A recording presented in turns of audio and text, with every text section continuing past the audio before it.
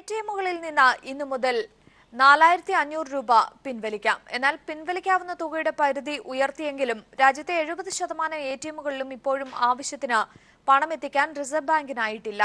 അതുകൊണ്ട് തന്നെ പുതുവർഷത്തിലും നോട്ടിനായുള്ള നെട്ടോട്ടം തുടരും. ഇന്ന് ബാങ്ക് അവധിയായതിനാൽ വലിയ പ്രയാസങ്ങളായിരിക്കും ആളുകൾക്ക് നേരിടേണ്ടി വരിക.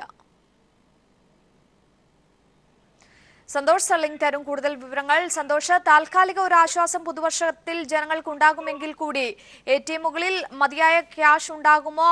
അത്തരത്തിലുള്ള ഒരു ദൗർലഭ്യം ആണോ നിലവിലുള്ളത്? എന്താണ് ഏറ്റവും പുതിയ വിവരങ്ങൾ? അഞ്ചു 30-ാം തീയതി അർദ്ധരാത്രിയോടുകൂടിയാണ് റിസർവ് ബാങ്ക് നോട്ട് നിയന്ത്രണത്തിൽ ഭാഗികമായി ഇളവ് വരുത്തിക്കൊണ്ടുള്ള ഉത്തരവ് എല്ലാ ബാങ്കുകൾക്കും നൽകിയത്.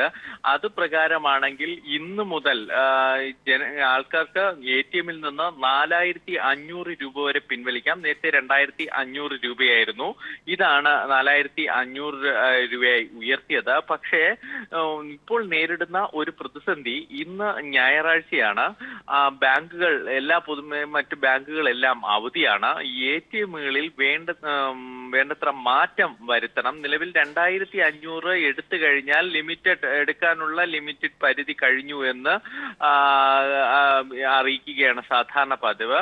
അത് മാറ്റണം. ആ സോഫ്റ്റ്വെയറിൽ മാറ്റം വരുത്തണം. 4500 അത് ഉയർത്തണം. അതിനുള്ള ജീവനക്കാർ വേണം. പക്ഷെ പല ബാങ്കുകളിലും സ്വന്തം എടിഎമ്മുകളിൽ അതിൽ മാറ്റം വരുത്തിയിട്ടില്ല. ഒന്നാമത്തെ പ്രശ്നം. രണ്ടാമത്തെ പ്രശ്നം, ആവശ്യത്തിന് പണം ഇപ്പോഴും എടിഎമ്മുകളിൽ എത്തിയിട്ടില്ല എന്നതാണ്. കഴിഞ്ഞ ആഴ്ച മാസം അവസാനമായതുകൊണ്ട് തന്നെ പല ബാങ്കുകൾക്കും റിസർവ് ബാങ്കിൽ നിന്ന് ലഭിക്കുന്ന തുകയിൽ പ്രത്യേകിച്ച് എടിഎമ്മുകളിൽ നിക്ഷേപിക്കാനുള്ള പണത്തിന്റെ തുകയിൽ കുറവുണ്ടായിരുന്നു.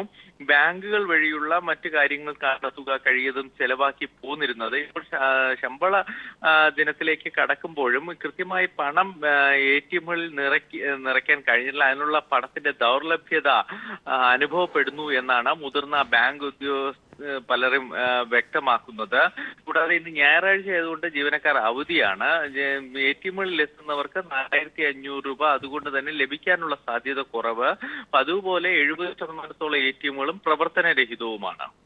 ശരി, സന്തോഷ് സർലിംഗ് ആണ് വിവരങ്ങൾ നൽകിയത്. തിരികെ വാർത്തകളിലേക്ക്. സമാജ്വാദി പാർട്ടിയിലെ സംഘർഷങ്ങൾ അവസാനിക്കുന്നില്ല. രാം ഗോപാൽ യാദവ് വിളിച്ച യോഗത്തിൽ പങ്കെടുക്കരുതെന്ന് നേതാക്കൾക്ക് മുലായം സിംഗ് യാദവിന്റെ മുന്നറിയിപ്പ്. അഖിലേഷ് യാദവും രാം ഗോപാൽ യാദവും കൂടിക്കാഴ്ച നടത്തുകയാണ്. എം സന്തോഷ് ചേരുകയാണ് വിവരങ്ങളുമായി. സന്തോഷ്, എന്തായാലും പുറത്താക്കൽ നാടകത്തിനു പിന്നാലെ വലിയൊരു രീതിയിലുള്ള പ്രതിസന്ധിയിലേക്ക് വീണ്ടും നീങ്ങുന്നു എന്നുള്ള സൂചനകൾ ആണോ നിലവിൽ ലഭിക്കുന്നത്? സമാജ്വാദി പാർട്ടിയുടെ നിർണായക യോഗം ഇന്നുണ്ടെന്നായിരുന്നു സൂചനകൾ. അതെപ്പോഴാണ്? മറ്റു വിവരങ്ങൾ കൂടി. അഞ്ജു, യാദവ രാഷ്ട്രീയത്തിലെ മൂപ്പിളമ തർക്കത്തിനും കുടുംബകലഹത്തിനും ഒരു പരിഹാരവുമില്ല. ഇന്ന് രാം ഗോപാൽ യാദവ് വിളിച്ചു ചേർത്ത പാർട്ടി നേതാക്കളുടെ ദേശീയ കൺവെൻഷൻ ബഹിഷ്കരിക്കണം, കൺവെൻഷനിൽ പങ്കെടുക്കരുത് എന്നാവശ്യപ്പെട്ടുകൊണ്ട് പാർട്ടി തലവൻ മുലായം സിംഗ് യാദവ് കത്ത് നൽകിയിട്ടുണ്ട്.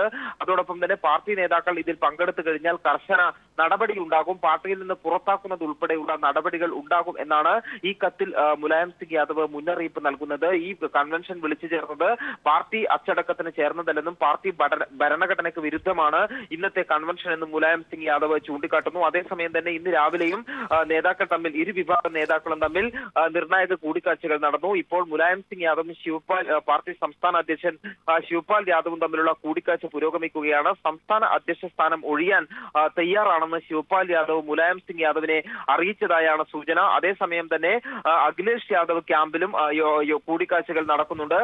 അഖിലേഷ് യാദവും രാം ഗോപാൽ യാദവും തമ്മിൽ കൂടിക്കാഴ്ച നടത്തി ഈ കൺവെൻഷനിൽ, ദേശീയ കൺവെൻഷനിൽ അവതരിപ്പിക്കേണ്ട, ചർച്ച ചെയ്യേണ്ട വിഷയങ്ങളെ സംബന്ധിച്ചുള്ള ധാരണ എത്തുന്നതിനായാണ് രാവിലെ ഇരുവരും തമ്മിൽ കൂടിക്കാഴ്ച നടത്തിയത്. ഏതായാലും അഖിലേഷ് യാദവ് അനുയായികൾ, അഖിലേഷ് യാദവിനെ പിന്തുണയ്ക്കുന്ന അണികൾ ഇപ്പോഴും പ്രതീക്ഷിക്കുന്നത് ഇന്നത്തെ കൺവെൻഷനിലൂടെ അഖിലേഷ് യാദവിനെ പാർട്ടിയുടെ ദേശീയ അധ്യക്ഷനായി തിരഞ്ഞെടുക്കും എന്നുള്ളതാണ്. അതോടൊപ്പം തന്നെ നിയമസഭാ തിരഞ്ഞെടുപ്പിനായുള്ള സ്ഥാനാർത്ഥി പട്ടികയ്ക്ക് രൂപം നൽകാനും ഇന്നത്തെ കൺവെൻഷന് കഴിയും എന്ന് അഖിലേഷ് യാദവ് പക്ഷം കരുതുന്നു. എന്നാൽ ഇന്നലെ ഇരുവരെയും, അതായത് പാർട്ടിയിൽ നിന്നും അച്ചടക്ക ലംഘനം ആരോപിച്ച് പുറത്താക്കപ്പെട്ട അഖിലേഷ് യാദവിനെയും രാം ഗോപാൽ യാദവിനെയും ഇന്നലെ പാർട്ടിയിലേക്ക് തന്നെ തിരിച്ചെടുത്തിരുന്നു. ഇതോടുകൂടി സമാജ്വാദി പാർട്ടിയിലെ പ്രശ്നങ്ങൾ താൽക്കാലികമായി അവസാനിച്ചു എന്നുള്ള സൂചനയാണ്. ഒറ്റക്കെട്ടായി പാർട്ടി മുന്നോട്ട് പോകും എന്ന് തന്നെയാണ് ശിവപാൽ യാദവ് സംസ്ഥാന അധ്യക്ഷൻ വ്യക്തമാക്കുകയും ചെയ്തത്. അതിനുശേഷം ഇന്ന് നടക്കുന്ന ഈ ദേശീയ കൺവെൻഷനിൽ എല്ലാ നേതാക്കളും പങ്കെടുക്കും എന്നുള്ള തരത്തിൽ വാർത്തകൾ വന്നിരുന്നു. പക്ഷേ ഇത് അഖിലേഷ് യാദവ് വിഭാഗം വിളിച്ചു ചേർത്ത യോഗമാണ് എന്നുള്ളത് വ്യക്തമാക്കിക്കൊണ്ടാണ് മുലായം സിംഗ് യാദവ് ഇപ്പോൾ കത്ത് നൽകിയിരിക്കുന്നത് പാർട്ടി നേതാക്കൾക്ക്. അതുകൊണ്ട് തന്നെ സമാജ്വാദി പാർട്ടിയിലെ തർക്കങ്ങൾ, പ്രശ്നങ്ങൾ തീരുന്നില്ല, അത് വീണ്ടും വലിയ രീതിയിലുള്ള സംഘർഷമായി വളരുന്നു എന്നതിന്റെ സൂചനകൾ തന്നെയാണിത്. അഞ്ജു. ശരി, എം സന്തോഷാണ് വിവരങ്ങൾ നൽകിയത്. പുതുവത്സരാഘോഷം മധ്യ കേരളത്തിലേക്ക് വരുമ്പോൾ അത് പ്രധാനമായും ഫോർട്ട് കൊച്ചിയിലെ പാപ്പാഞ്ഞിയെ കത്തിക്കൽ ചടങ്ങ് തന്നെയാണ്. കൊച്ചിൻ കാർണിവലിന് സമാപനം കുറിച്ചുകൊണ്ട് ഫോർട്ട് കൊച്ചിയിൽ കൂറ്റൻ പാപ്പാഞ്ഞിയെ കത്തിച്ച് പുതുവത്സരത്തെ വരവേറ്റു. DJ പാർട്ടികളടക്കം നിയന്ത്രണം ഏർപ്പെടുത്തിക്കൊണ്ട് കനത്ത പോലീസ് വലയത്തിലാണ് കൊച്ചിയിലെ പുതുവത്സരാഘോഷം നടന്നത്. എങ്കിലും വർണ്ണാഭമായ ആഘോഷങ്ങളോട് തന്നെയാണ് 2017 കൊച്ചി വരവേറ്റത്.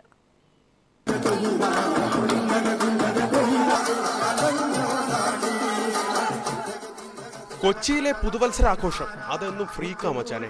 ഇത്തവണയും കളറിനും പൊളിക്കും കുറവൊന്നും ഉണ്ടായില്ല. പ്രധാന ആഘോഷം നടക്കുന്ന ഫോർട്ട് കൊച്ചി ബീച്ച് പരിസരത്തേക്ക് ഉച്ചയോടെ തന്നെ ജനപ്രവാഹം ആരംഭിച്ചു. ഓരോ വർഷവും പുതിയ പുതിയ രൂപത്തിലെത്തുന്ന കൂറ്റൻ പപ്പാഞ്ഞിയാണ് 12 മണിവരെ താരം. ഇത്തവണ ബിനാലെ കലാകാരന്മാരുൾപ്പെടുന്ന 20 സംഘം 10 ദിവസത്തെ അധ്വാനത്തിനൊടുവിലൊരുക്കിയ 37 അടി നീളമുള്ള കൂറ്റൻ പപ്പാഞ്ഞി വൈകുന്നേരത്തോടെ ജനങ്ങൾക്ക് കാണാനായി. ആട്ടവും പാട്ടും കൂക്കുവിളികളും ആർപ്പുവിളികളും ഒക്കെയായി 2016 ദുഃഖങ്ങളെല്ലാം അവർ അറബിക്കടലിലേക്ക് ഒഴുക്കിക്കളഞ്ഞു. 12 മണിയോടെ കൂറ്റൻ പാപ്പാഞ്ഞിയെ കത്തിച്ച് 2017 കൊച്ചി വരവേറ്റു. കൊച്ചിക്കാരുടെ പരമ്പരാഗത പുതുവത്സരാഘോഷങ്ങളുടെ ഭാഗമാകാൻ എത്തിയവരിൽ പല പ്രമുഖരും വിദേശികളും സ്വദേശികളും ഒക്കെ ഉൾപ്പെട്ടിരുന്നു. പോയ വർഷത്തെ സംഭവങ്ങളുടെ പശ്ചാത്തലത്തിൽ വൻ സുരക്ഷാ മുന്നൊരുക്കമാണ് കൊച്ചി പോലീസ് ഒരുക്കിയിരുന്നത്. ഫോർട്ട് കൊച്ചിയിൽ പ്രത്യേക കൺട്രോൾ റൂം തുറന്ന പോലീസ് 2000-ഓളം പോലീസുകാരെ നിരത്തിലിറക്കി സുരക്ഷ ശക്തമാക്കി. DJ പാർട്ടികളുടെ നിയന്ത്രണത്തിനൊപ്പം ആഘോഷങ്ങൾ 12:30 മണിക്ക് അവസാനിപ്പിക്കണമെന്ന പോലീസ് നിർദ്ദേശവും പാലിക്കപ്പെട്ടു. വൻകിട ഹോട്ടലുകളിൽ നടന്ന പുതുവത്സരാഘോഷങ്ങൾ പോലീസ് നിർദ്ദേശിച്ചതുപോലെ മങ്ങിയ വെളിച്ചത്തിലല്ല നടന്നത്.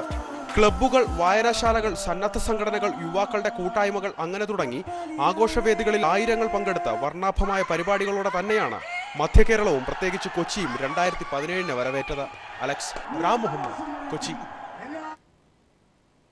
പാട്ടും നൃത്തവും വെടിക്കെട്ടുമൊക്കെയായി ആഘോഷപൂർവ്വമാണ് തലസ്ഥാനവാസികൾ പുതുവത്സരത്തെ വരവേറ്റത്. കോവളത്തും ശംഖുമുഖത്തും വർക്കലയിലുമാണ് പ്രധാന പരിപാടികൾ നടന്നത്. പോലീസ് കനത്ത സുരക്ഷ ഒരുക്കിയെങ്കിലും ആഘോഷരാവിന്റെ മാറ്റ് ഒട്ടും കുറഞ്ഞില്ല.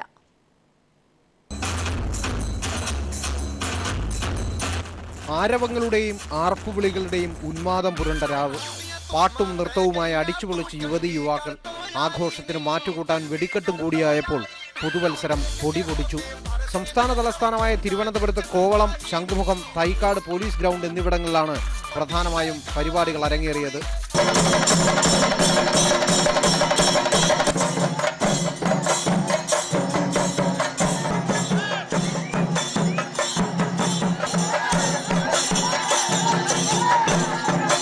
തലസ്ഥാനത്തെ റിസോർട്ടുകളിലും സ്വകാര്യ ഹോട്ടലുകളിലും ഡിന്നർ പാർട്ടിയും ആഘോഷങ്ങളും ഉണ്ടായിരുന്നു.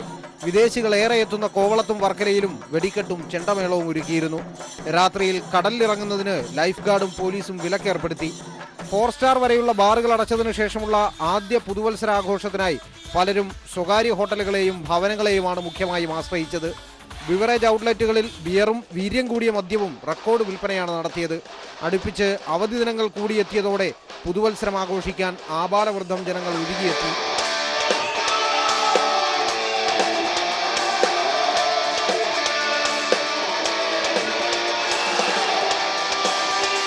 തിരുവനന്തപുരത്തിന്റെ ഗ്രാമപ്രദേശങ്ങളിലും ആഘോഷങ്ങൾക്കൊട്ടും കുറവില്ലായിരുന്നു. റെസിഡൻസ് അസോസിയേഷനുകളും ക്ലബ്ബുകളുടെയും നേതൃത്വത്തിലാണ് ആഘോഷം നടന്നത്. ജില്ലയിലെമ്പാടുമായി 2000-ലേറെ പോലീസ് ഉദ്യോഗസ്ഥരാണ് സുരക്ഷ ഒരുക്കിയത്. ബിയർ പാർലറുകൾ സമയനിഷ്ഠ പാലിക്കുന്നുണ്ടോ എന്ന് പോലീസ് ഉറപ്പുവരുത്തി. ഉച്ചഭാഷിണികളുടെ പ്രവർത്തനം 10 മണിക്ക് അവസാനിപ്പിക്കണമെന്ന നിർദ്ദേശമുണ്ടായിരുന്നുവെങ്കിലും പലയിടത്തും പ്രാവർത്തികമായില്ല. പുതുവത്സരത്തെ വരവേൽക്കാനായി ദേവാലയങ്ങളിൽ പ്രത്യേക പ്രാർത്ഥനയും ഒരുക്കി. ആഘോഷത്തോടെയും അതിലേറെ പ്രാർത്ഥനയോടെയുമാണ് ജനങ്ങൾ 2017 വരവേറ്റത്. News bureau, Thiruvananthapuram. പീപ്പിൾ ടിവിയും തൃശൂർ റീജൻസി ക്ലബ്ബും സംയുക്തമായി സംഘടിപ്പിച്ച പുതുവത്സര പരിപാടി ശ്രദ്ധേയമായി. റിംഗ് ഇൻ 2017 എന്ന പേരിൽ തൃശൂരിൽ നടന്ന പരിപാടിയിൽ ഗായകൻ അഫ്സൽ, അഖില ആനന്ദ്, ഷംന കാസിം തുടങ്ങിയവർ മാറ്റുരച്ചു. തൃശൂർ റീജൻസി ക്ലബ്ബുമായി സഹകരിച്ചാണ് കൈരളി പീപ്പിളിന്റെ പുതുവത്സര പരിപാടികൾ നടന്നത്. അഫ്സലിന്റെ ഗാനത്തോടെയായിരുന്നു സംഗീത നൃത്തവിരുന്നിന് തുടക്കമായത്. പിന്നാലെ മെലഡി ഗാനങ്ങളുമായി അഖില ആനന്ദം എത്തി. തുടർന്ന് കേൾവിക്കാരെ ആവേശത്തിലാക്കി ഫാസ്റ്റ് സോങ്ങുകൾക്ക് വഴിമാറി.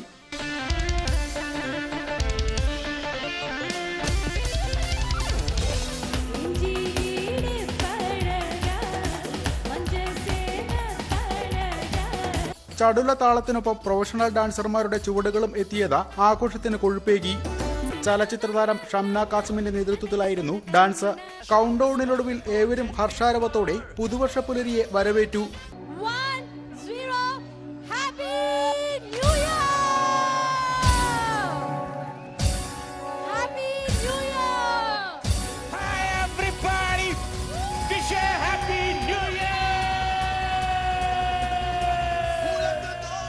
Kairali TV programme director Somakumar, general manager Pratap Chandran, DGM Jayashankar, regency club president CV Mathew, secretary Jose Thattil തുടങ്ങിയവർ പങ്കെടുത്തു.